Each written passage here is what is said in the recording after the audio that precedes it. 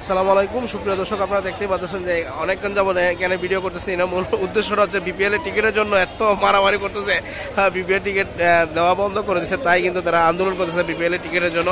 আপনারা দেখতেই পাচ্ছেন অসংখ্য মানুষ কিন্তু লাইন ধরেছে শুধু খেলা দেখার জন্য, একটি টিকিটের কারণে এত কষ্ট করতেছে। আপনারা দেখতেই পাচ্ছেন অসংখ্য মানুষ কিন্তু রয়েছে। কি অবস্থা আপনারা দেখতেই পাচ্ছেন, সব দিকে কিন্তু মানুষ দাঁড়িয়ে রয়েছে। আপনারা দেখছেন, আশা করি যদি টিকিট যদি না পায় তাহলে এগুলো ভেঙে চুরে হলো টিকিট নিয়ে যাবে তারা, এই অবস্থা। আপনারা দেখতে পাচ্ছেন কি অবস্থা।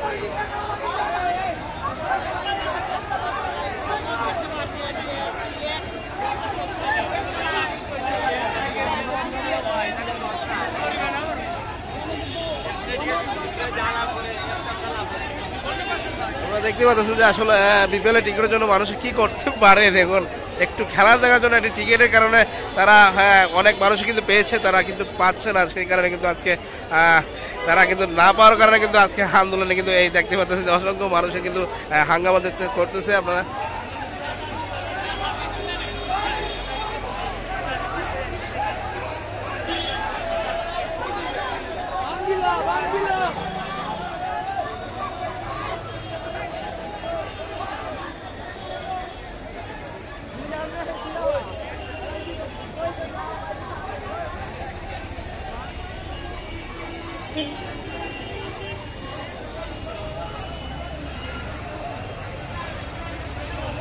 অনেক বড় কিন্তু লাইনের যে শেষ সীমান্ত নাই, আমি মনে করি যে 1000 লাখ যদি টিকিট হয় তারপরেও কিন্তু বিক্রি হয়ে যাবে, এত পরিমাণ লাইন ধরেছে। এখান থেকে মনে করে দেখতে পাচ্ছেন যে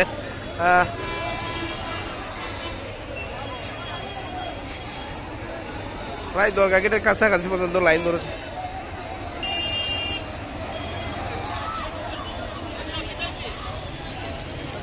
টিকিট নাই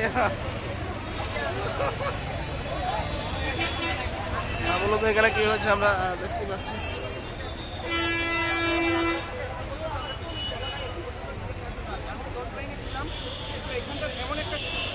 বাংলাদেশে পুলিশের কি দরকার আছে? শুধু আর্মি কেন আসতে হবে? পুলিশের কেন দরকার? শুনেন, আর্মি আসছিল একটু আগে, পুরো লাইন ক্লিয়ার। এখন পুলিশ ভিতরে আছে, পুলিশ কেন কিছু করতে পারে না? আমরা শুনেন, এই যে কয়দিন আগে দেখলেন না দালালরা, এই পুলিশ সম্পূর্ণরূপে এরা দালাল, সবগুলো দালাল।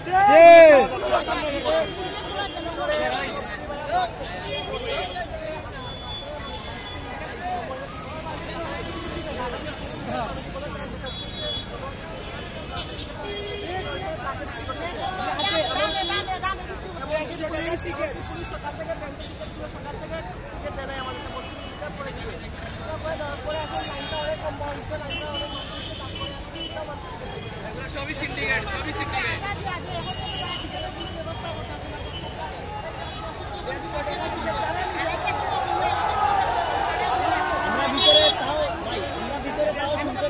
আমরা একটু সামনের জায়গাটা দেখে কথা বলতে বলতে যে কি অবস্থা চলছে আসলে